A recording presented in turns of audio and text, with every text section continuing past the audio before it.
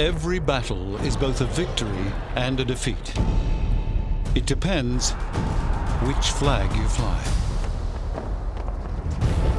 In every theatre of the Second World War, battles won and lost determined possession of territory, of resources, and of the strength to go on fighting.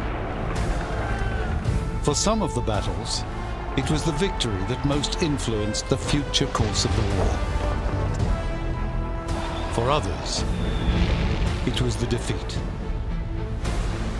This is the story of the battles won and lost that decided the outcome of the greatest conflict in history.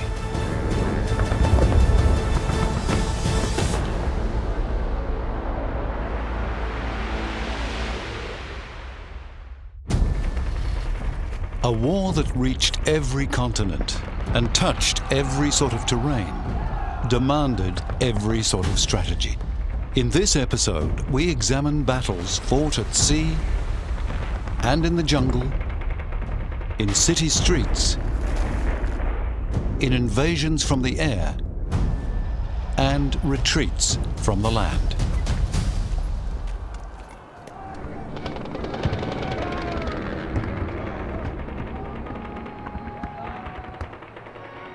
Spring in Paris, over the Eiffel Tower, over the cities and towns of Europe hangs a pall of fear and death. The German invasion of France could hardly have gone better for the Germans.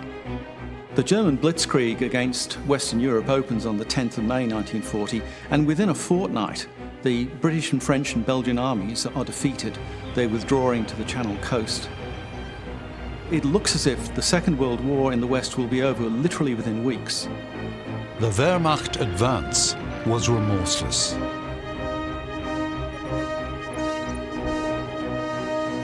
Army Group A, in the center of the offensive, wheeled towards the coast, pushing the French First Army and the British Expeditionary Force towards the sea with the finesse of a sheepdog. Pressing from the north, von Bock's Army Group B further penned the Allied force. And soon, 3 German armies, von Kluge's 4th, von Kuchler's 18th, and von Reichenau's 6th, were moving in for what must have been the coup de grace.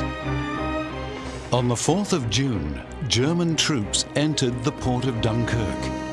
But they did not defeat and imprison the hundreds of thousands of troops that they had penned there. And though there are solid reasons why they did not, what happened between May 23rd and June 4th must, albeit with hindsight, be classed as a German mistake with quite significant consequences. By the 23rd of May, the Belgian army had been isolated, and the British and First French forced against the sea.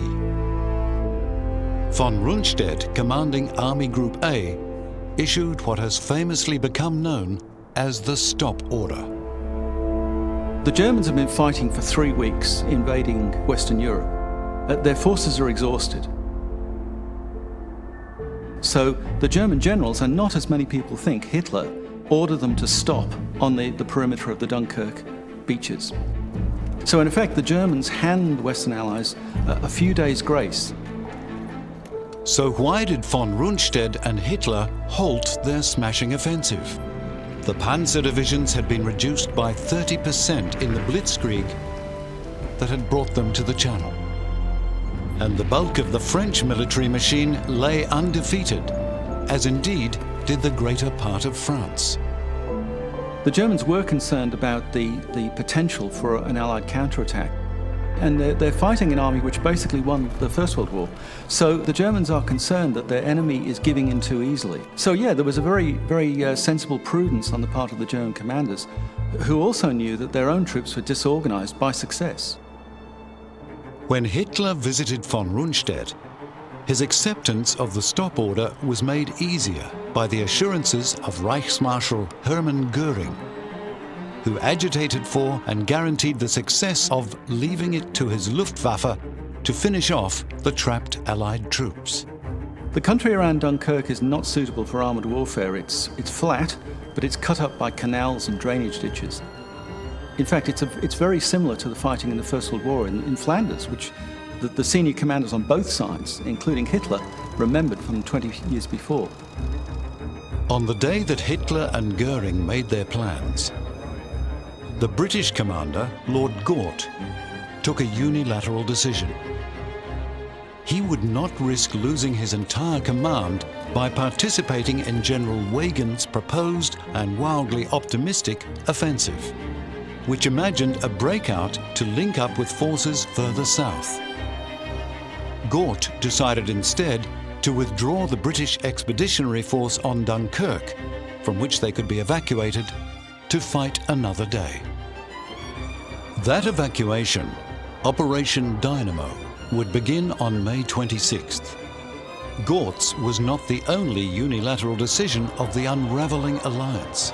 On May 27th, without consulting his allies, King Leopold of Belgium offered his surrender to the Germans. Admiral Bertram Ramsay, who had been alerted as early as May 20th of the possible need for an evacuation, had brought together a large and decidedly motley collection of vessels with which to carry off the troops assembling at Dunkirk. British ships, cruisers, destroyers, yachts, paddle boats, anything that could float, for the British were determined to save their men. The shortest route had to be abandoned when Calais fell, and ships would have been within range of the Calais shore batteries. The second, Route X, was vulnerable to unswept mines. And so, the longest passage, north to the Quinte Buoy, west to the Goodwin Sands lightship, and south to Dover, a journey of 160 kilometers, was chosen of necessity.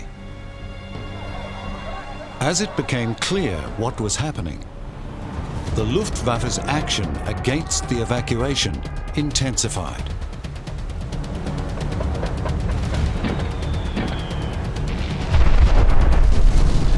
Which spread the panic to the civilian population. Men, women and children with bags dragging little trucks. The children weren't talking or playing, all with vacant expressions, just looking straight ahead. The pullback on Dunkirk was not a rout. Beginning on the 26th, the forces conducted an orderly, phased withdrawal to a 25-kilometer perimeter, defining a pocket 10 to 12 kilometers deep. The BEF disabled its equipment, spiked and abandoned its guns, and fell back. Had it not been for this discipline, had there been panic, what happened at Dunkirk would not have been possible.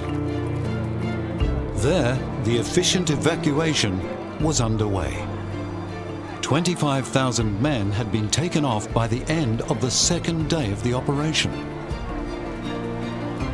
By May 31st, the day of the largest total taken off, the figure had risen to 68,014. The harbour full of sunken ships, and at the quayside I could see somebody running in front of me. I could see him running, and he was running, and I thought, oh, that ship's got smoke coming out of the funnel, so I ran like mad as well, and it was just pulling away from the quayside, and I managed to get aboard. I just jumped aboard.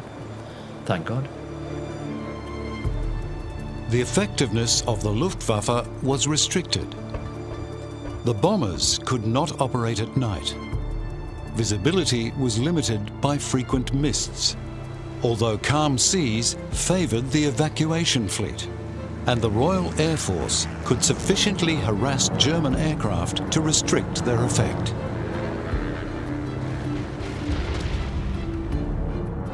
By the end of Operation Dynamo, the RAF had lost 177 aircraft, the Germans 240. Had the Germans not halted on the 23rd, it is unlikely that such an evacuation could have been conducted. The evacuation of Dunkirk means several things. I mean, in sheer practical terms, it means that the British have literally hundreds of thousands of men to continue the fight. Secondly, they've got not just British troops, but French troops especially. So there's a free French army created in Britain because of the evacuation of Dunkirk. Though the British troops had lost their equipment, they had boosted morale and the will to resist. Anyway, the BEF has come back, and whatever the disasters that have led to their return, we at home are mighty glad to have them here. And when, on their return, Churchill made his defiant "we shall fight on the beaches, we shall never surrender" speech, he spoke for the nation. It's an enormous psychological boost. I mean, we still talk about the Dunkirk spirit, because although it was a massive defeat, it was a psychological victory which the British drew on for the rest of the war.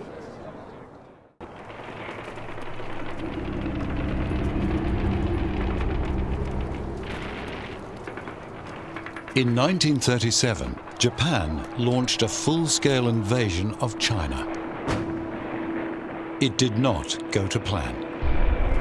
Progress was slow, resistance more stubborn than had been anticipated. In 1939, Japanese colonial ambitions suffered a further check on the Mongolian border, where Soviet troops inflicted a decisive defeat. It all strengthened the hand of that faction in the military, which argued that Japan's expansion should be south.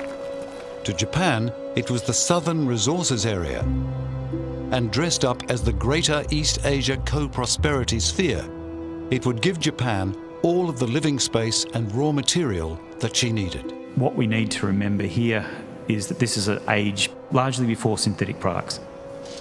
That Japan had been fighting a very costly war in China. The way that it saw finishing that war was it needed more resources. The Japanese leadership saw that they had no choice but to seize the resources of the Netherlands East Indies. Not only are the Dutch East Indies of great strategic value, but also they contain great material wealth. Oil, for instance. Their aims were to do it quickly so they could release the troops needed to send them back to fight the war in China, so that they could grab those resources in the Netherlands East Indies and start shipping them back to Japan before the United States started to gear up for war. December 7th, 1941. As Japanese aircraft were approaching Pearl Harbor, Japanese forces under General Tomoyuki Yamashita were already going ashore on the Malay Peninsula at Kota Baru.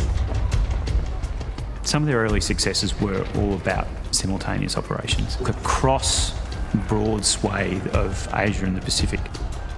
So the British and American forces in the Asia Pacific, they were spread out trying to react to the Japanese.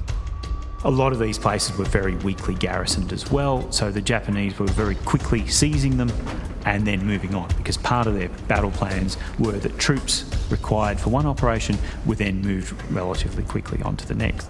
So they didn't have time to do that. At the end of 1941, hardly more than 3 weeks after the code words Tora, Tora, Tora had sent in the raid on Pearl Harbor, the Japanese were now poised for a full-scale invasion of Burma, the conquest of the Philippines, the assault on Singapore, and the defeat of the Dutch in the resource-rich Dutch East Indies. As Churchill said of the fall of France, how could it have happened so quickly? The reasons for victory can be seen in the campaign in Malaya. They were repeated through the co-prosperity sphere and were fundamental to Japan's early success.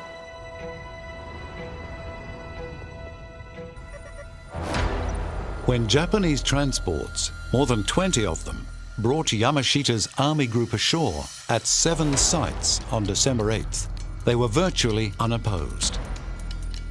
British forces were in their habitual deployment, particularly in strength around the Butterworth base, and had not been moved despite the growing threat of Japanese militarism and the presence of the Japanese force across the Gulf of Siam. The 5th Infantry Division quickly secured the air bases at Patani and Singora. Taking Singora, where the peninsula narrows, made possible the movement of Japanese forces across to the west coast. And that meant that Yamashita could advance on 2 fronts, dividing the defenders. The Japanese maintained flexibility in action. The east coast, thinly defended, was little more than a march southwards. The west coast required different tactics, and they got them. Hook actions either left strong defensive positions impotent in the wake of troops that had bypassed them, or more usually, encircled and smashed them. In places, these hooks meant moving through jungle that the British had deemed impassable, an echo of the French mistake that was exposed by the advance through the Ardennes. The terrain is exploited by the Japanese in a way that it's not by the British. They never quite managed to work out how to prevent the Japanese outflanking, both using the forested areas, but also what the Japanese do in Malaya as well is make use of small craft to outflank British positions on the land by outflanking movements using the sea. All the early reports from Malaya spoke of heavy and confused fighting with the Japanese gaining ground. This is typical Malayan country, almost the only place in which troops can deploy being the plantation. The Japanese had been specifically trained in jungle warfare. The British and Commonwealth forces had not. Their strategy had suffered from traditional textbook planning which had, in a way, suffered from imperial hubris.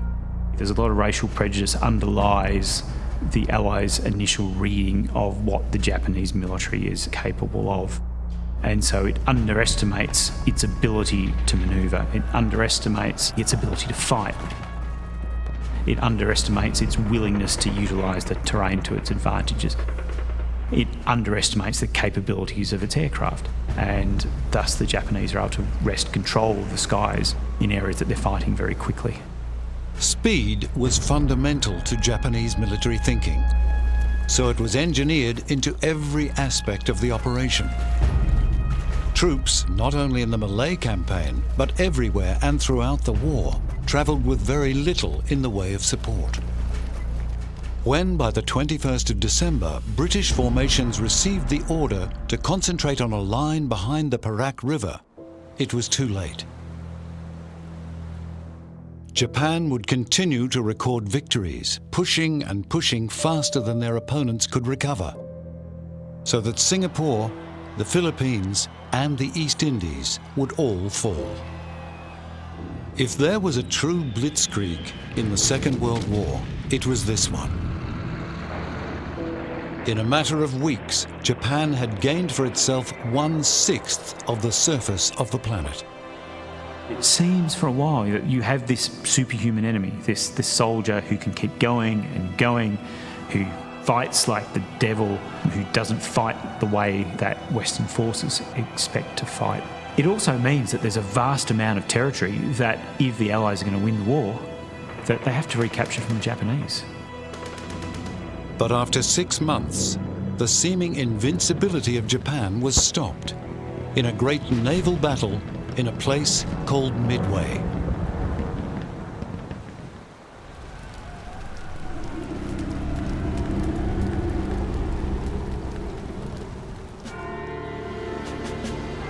The United Kingdom's position as a great power, which she possessed at the start of the Second World War, was not a consequence of the wealth or weather or natural resources of the British Isles.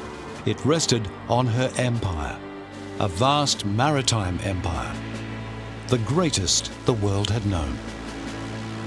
And the integrity of that empire rested not on a large standing army, it depended on the Royal Navy.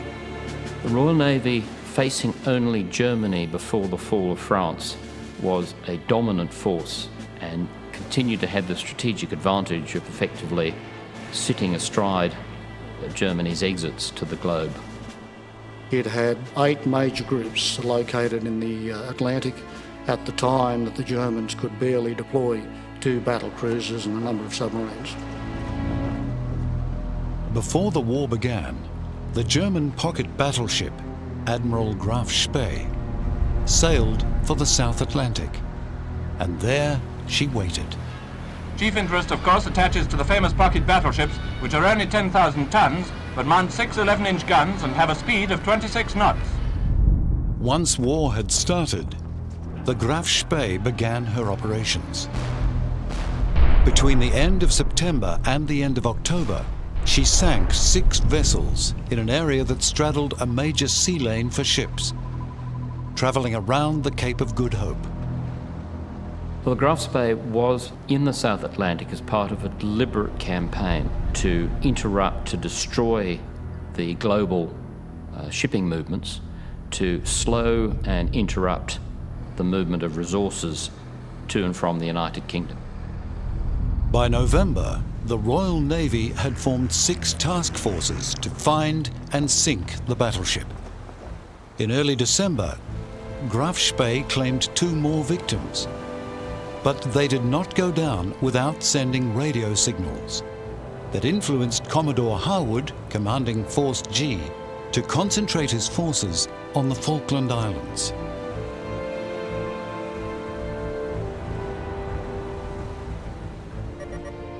Captain Langsdorff, commanding Graf Spee, made 2 blunders. The first was that, spotting the smoke of 4 of Harwood's cruisers and mistaking them for destroyers on escort duty, he closed to the attack.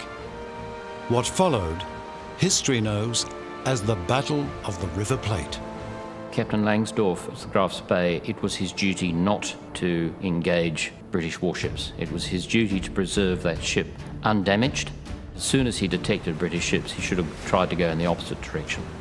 Langsdorff engaged Exeter and Ajax, Royal Navy, and Achilles, Royal Navy, New Zealand Division. As soon as he realised his mistake, he sped towards the enemy to prevent them from outpacing him. Graf Spee had diesel engines, the British vessels steam, which could not accelerate rapidly. Graf Spee engaged Exeter at 17,000 metres at 0618. She had turned northwest against the Germans' approach. Harwood actually split the cruisers, so they came at Langsdorff from 2 directions, which unnerved him a bit. Ajax and Achilles, turning together northeast, forced Langsdorff to spread his fire. After 2 minutes, Exeter was returning fire, but Graf Spee had far superior weaponry. In fact, it inflicted quite significant damage on the 3 British cruisers, which were undergunned compared to the 11-inch guns that he had. They had 8 and 6-inch guns. By 0630, Ajax and Achilles had closed to 12,000 metres, forcing the German gunners to divide their main armament.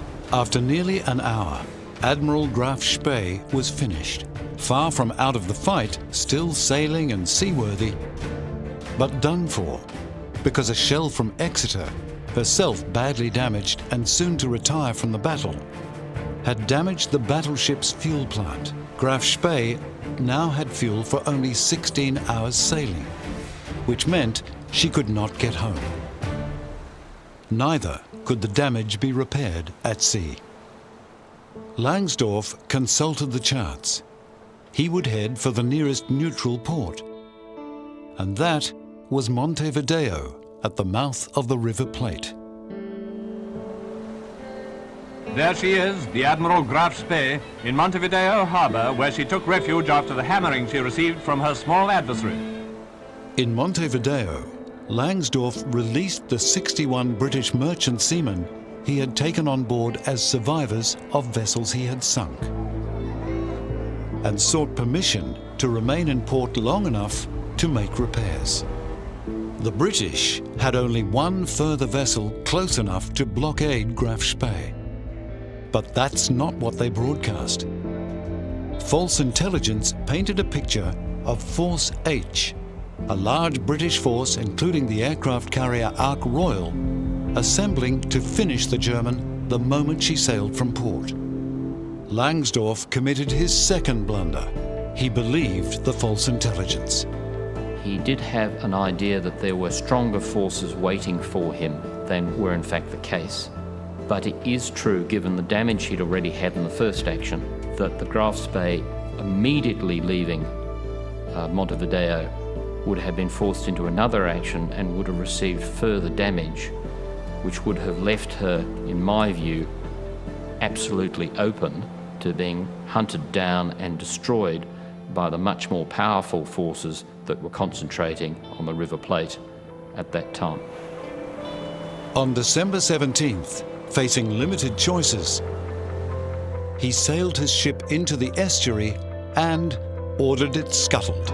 Tremendous explosions aft have wrecked the vessel, and there she lies, abandoned to the flames by captain and crew.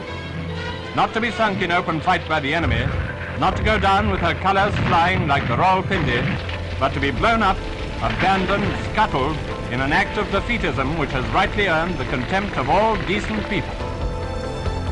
2 days later, Hans Langsdorff shot himself.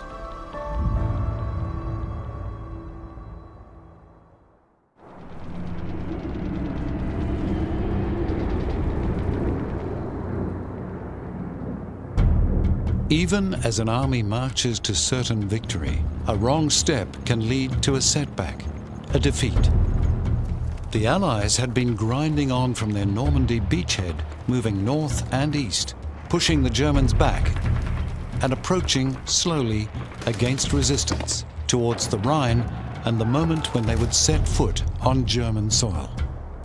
Market Garden is a bizarre battle because it arises from Field Marshal Bernard Montgomery's desire to bolt into Germany.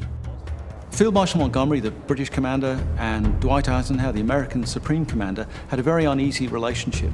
They had fundamentally different ways of commanding, of projecting themselves, and they disagreed about the strategy for the Allied advance into Germany, which they had to do in order to defeat the Third Reich.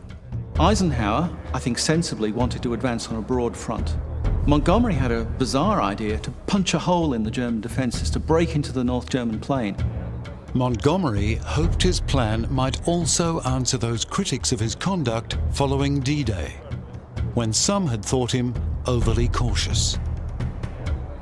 Operation Market Garden was not a cautious plan, and following Eisenhower's approval, he received the troops and resources that he needed. The new move was shaping up, and everybody knew it was to be another of those combined operations. And it was going to be that knockout punch we'd all been sweating out. Market Garden's basically two operations. Market is the airborne operation, where they drop airborne troops beyond the bridges. Garden is the land advance to join up with those airborne forces. And it sounds like a sensible idea, except, as the phrase goes, it was a bridge too far. For Montgomery's plan to work, it was essential that every phase of the operation was a success. Every bridge secured. Douglas C-47 aircraft, Dakotas to the British, were the workhorses of the operation. They carried the first Allied airborne army, and they towed the gliders. About 2,000 aircraft of various types were involved. Troops dropped in by glider or chute were to grasp and secure the bridges. Following them would be the British 30th Corps under General Brian Horrocks. If Horrocks could bring his men up in time, if the airborne divisions could take and hold the bridges until 30th Corps got through, the German flank would be turned on the Rhine. If.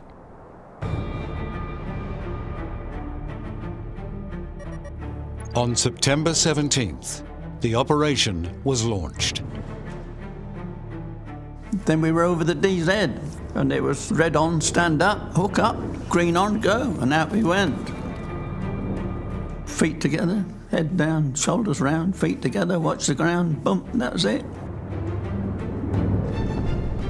101st Airborne quickly secured the canal bridges. 82nd took Grava, but was forced back from Nijmegen by a strong counterattack. But on the 18th, 30th Corps linked with the 101st. and the next day, supporting the 82nd, renewed pressure on the bridge at Nijmegen. The bridge fell to them, and Operation Market had succeeded. The British 1st Airborne had achieved its initial objective on the first day, the 17th. Both paratroop and glider units were well grouped, and after a hard fight, the bridge over the Rhine was secured. 3 battalions made north, centre and southerly advances, but only 2nd Battalion in the south had reached its final objective on the northern approaches of the bridge. And there it stuck. The bridge was a long way ahead of 30th Corps. A bridge too far, in fact, unless German resistance was moderate. It wasn't. By this stage of the war, the Western Allies have got almost total command of the German secret intelligence. They're reading German messages virtually as soon as they're sent. What they did know, but what wasn't passed on to the troops who were responsible for actually carrying out this operation, was that in exactly the place where the paratroops were to be dropped, there was a German panzer division resting and re-equipping. So they literally dropped the 1st Allied Airborne Army onto the top of a German SS panzer division. And that's where things started to unravel, for they were strong units. They were the 9th and 10th SS Panzer Divisions, and they pressed on the British bridgehead with superior numbers and weaponry. On the 21st, the Polish brigade was dropped south of the Rhine. They had been delayed in joining the battle by bad weather. And poor intelligence dropped them into strong German positions where, instead of being able to force a way through to reinforce 1st Airborne, they were cut to pieces. Airborne troops are, comparatively speaking, only lightly armed, and landing behind the enemy's lines, they face the prospect of engaging fully equipped, heavily armed forces, thus all the hazards of an isolated operation. Further compounding 1st Airborne's situation was the loss of their drop zones. Malfunctioning radios made it almost impossible to advise the RAF of this.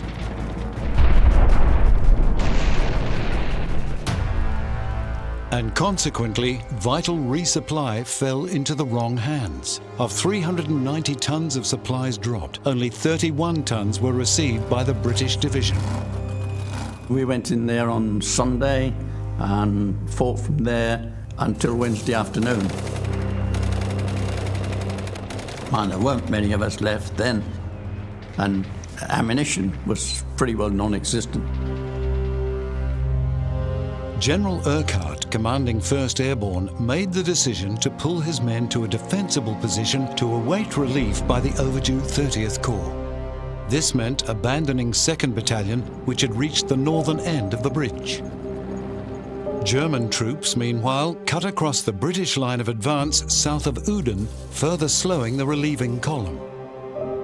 On the 26th, 9 days after the drop, 30th finally linked up with 1st Airborne, but it was too late to effect a battle that had been lost.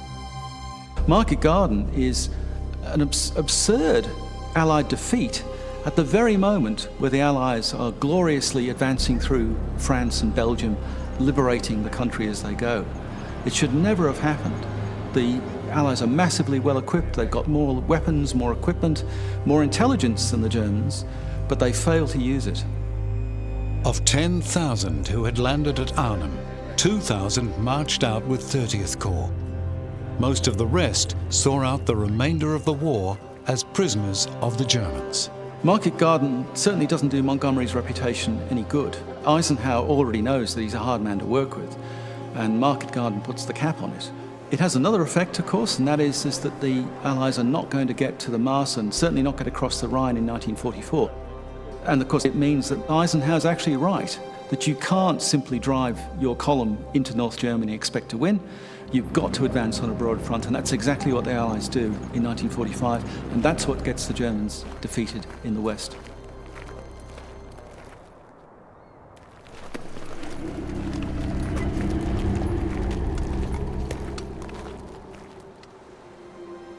The overwhelming size of significant actions, like the landings at Normandy, or Japan's epic sweep through the Asia-Pacific region, dominate our view of war, distracting us from campaigns unfairly referred to as sideshows.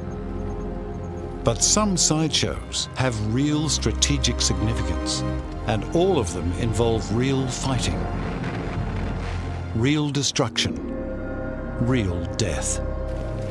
In the wash-up from the First World War, Britain and France, then the possessors of the world's two great maritime empires, had divided the Middle East between them. With the fall of France, the collaborationist government was allowed to retain control of French colonies.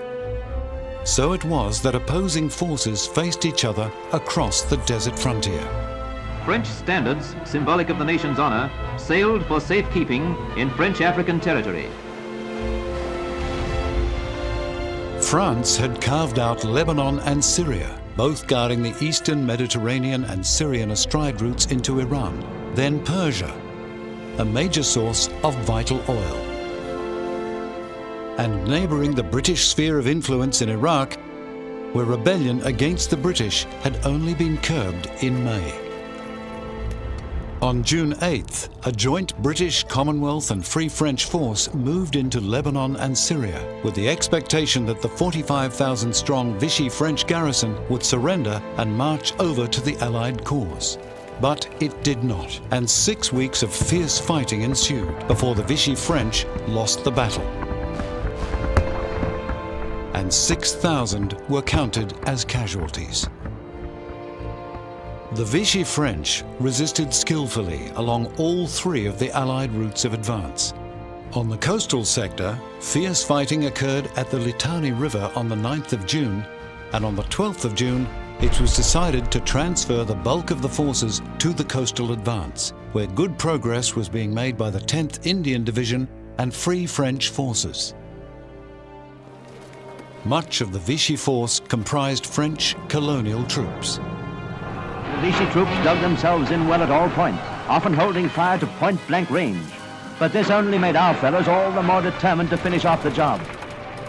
When Australian James Heather Gordon charged a machine gun emplacement during the Battle of Jazim, an action for which he was awarded the Victoria Cross, he found that he had been fighting not Frenchmen, but Senegalese. The Allied advance stalled on Jebel Abu Atris, where a flanking move by Free French tanks was stopped by heavy shelling from Vichy artillery. And troops holding Quneitra on the other main road to Damascus reported the approach of a strong Vichy force from the north. 2 companies of Free French troops were sent to reinforce defensive positions across the road. By 0900 on the 15th of June, Indian troops were pushing forward into the hills and within an hour had captured Tel Kisue. By 11:30, Free French Marines had secured the village of Montkelbey. In the second phase of the attack, Free French were fighting Vichy French. The very tragedy that General de Gaulle had wanted to avoid at Dakar. What a comment on the so-called honor of the Vichy leaders that they should have ordered their men to fight not only their former British allies, but even the Free French, their own countrymen. During the night of the 15th of June, Indian troops took R2s on the Quneitra to Damascus road, cutting the communications of the Vichy force advancing on Quneitra. But their approach was too slow. On the afternoon of the 16th of June, the Allies at Quneitra, outnumbered 3-1 and facing tanks against which they had no effective counter, surrendered. But by the 18th of June, the situation had been restored. Allied focus switched to Damascus, which fell on the 21st of June. On that day, a mixed force of British troops, including those of the Arab Legion, entered Syria from Iraq and advanced on Palmyra, which was attacked on the 25th of June. The Vichy forces held out for 9 days before surrendering. Finally, the entry into Damascus. You could hardly say the population looked gloomy about our arrival, could you? After the capture of Damascus, the drive on Beirut, chiefly the Australian 7th Division, became the main Allied focus. On the 10th of July, the Australians were within 10 kilometres of Beirut. The British 4th Cavalry Brigade was closing on Homs, and the 10th Indian Division was advancing into northern Syria. Of course, the importance of our occupation of Syria hardly needs stressing. Success in Syria justifies us in chalking one more mark against Hitler. The Vichy French commander, General Henry Dentz, sought an armistice. He had lost the battle, and his command of 38,000 surviving troops was given the option to be returned to Vichy France or to join the Free French forces. Less than 6,000 elected to join the Free French. That mattered less than the control that Britain now had in the Middle East. The Eastern Mediterranean, the Suez Canal, and the Arab oil fields were all more defensible because of the sideshow in Syria.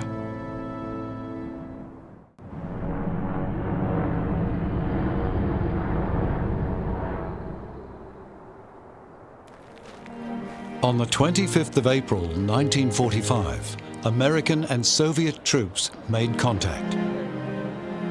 The link-up between the Americans and the Russians at the River Elbe near Torgau marked the climax of the two great advances into the heart of Germany from west and east. It was colossal news. On the same day, the Red Army completed its encirclement of Berlin. Berlin, at the same time, became a fortress city. That was the special concept, meaning that the city was to be defended at all costs, to the last cartridge, to the last bullet, the last man. Defensive preparations were made in depth, but resources were far from elite. The numbers in Berlin, well, there are no concrete numbers. Mostly it was a mishmash of units, so police units, Hitler Youth units, and Volkssturm units, just people's militia, made of those who were not able to serve in the regular army because they were either too young or too old or had some sicknesses, health issues, pretty much everything they could get.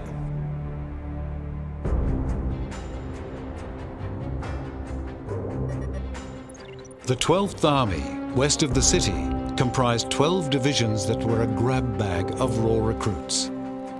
Von Manteuffel's 3rd Panzer Army, north of the city, comprised 9 divisions, none of which was Panzer. The total deployed in defense of the capital was some 50 in different divisions. Coming towards them were almost 200 divisions of the Red Army. And as they came, they scorched the earth. The Soviet offensive was designed to ensure the fall of Berlin no later than May Day, May the 1st. Soviet forces began to move on April the 12th. Air raids continued to pummel the city. The Berliners, they built tram barricades, piles of rubble to block the streets, but how could that help really? Because 7 Soviet armies were advancing exactly on Berlin, and the Berlin garrison had less than 100,000 men. This is less than a corps against 7 Soviet full able-bodied armies. So their situation was dire, to say the least. Zhukov's 1st Belarusian front in the center, Konev's 1st Ukrainian front to his south. Rokossovsky's 2nd Belarusian to his north would race each other for the prize. On April 16th, Zhukov's offensive began when 3 red flares shot skywards and 140 searchlights were turned on in the eyes of the enemy. Then 3 green flares signaled the start of a ground-shattering bombardment. Literally so shocking that entire villages collapsed and whole forests exploded as 8,983 Soviet guns opened up. The bombardment lasted for 35 minutes. Then, abruptly, neatly, it stopped. And the Red Army moved forward. more than 6 million men and women with one thing in mind. Zhukov, advancing from his bridgehead on the Oder, was aiming for the heart of the city. The Germans, mostly the SS units, they were tough in battle, but nothing could save them. This is obvious, because the Soviet soldiers, they were so close to the victory that they were waiting for, fighting for, hoping for 4 years. Now there is a moment of revenge, especially for those who lost their loved ones or who went through the occupied territories in the Soviet Union and saw the horrible massacres and all the outcomes of the genocidal policy that the German state was executing in the occupied Eastern territories. So now they were fighting with even more rage, more anger. Retribution is incidental in the course of military operations, but certainly here in Berlin there was all the evidence of it. Retribution for the havoc caused by Hitler's Huns in Leningrad and Warsaw, London, Coventry, Rotterdam, and all the devastated cities of the Allies. On the 26th, the city centre was ringed, and Soviet forces advancing house to house, room to room, moved in. Their objective was the Reichstag. Въехал в Берлин. Ну, в Берлине воевали сложно было, конечно. Мы прорывались к Рейхстагу, помогали пехоте туда продвигаться, пробивались, и везде это. Нас тоже много подожгли, наших машин много. Я как-то остался, вроде ничего. Berlin was hell, pretty much. This was hell. A number of those who fought, they remember that it was hard to tell if it was night or day, because thick black smoke was covering the sunlight. The smoke that was lit by the fires of knocked out tanks and buildings. Screams in the air, screams of those wounded, because Berlin was full of civilians that, of course, were dying during the course of the battle. And dust from the destroyed buildings was always in the air. It was hard to breathe all the time. It cracked on the teeth of those who fought. On April 30th, after first successfully testing the poison on his beloved dog Blondie, Hitler and his new bride bit down on cyanide capsules, at which point Hitler, to be certain, shot himself in the temple. The Red Army was 200 meters away. The next day, the Reichstag fell, and the red flag was famously hoisted on its roof.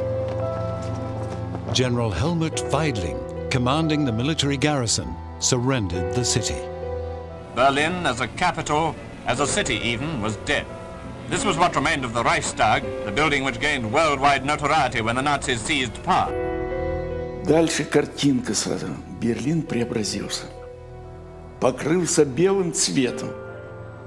Из окон, балконов, где только можно, белые полотнища. Простыни, наволочки, что угодно белое было, вывешивали. Берлинское население, но не подтверждало, само капитулировало, сообщало о своей безоговорочной капитуляции. The battle for the capital had cost more than 300,000 Soviet casualties, perhaps a similar number of German casualties, and in addition 480,000 German prisoners who had failed in their attempt to break out west to surrender to the American, British and French forces from whom they expected kinder treatment. The capital has fallen, but the resistance still was going in the north. Some troops were still fighting for the Third Empire that did not exist, that lasted for only 12 years.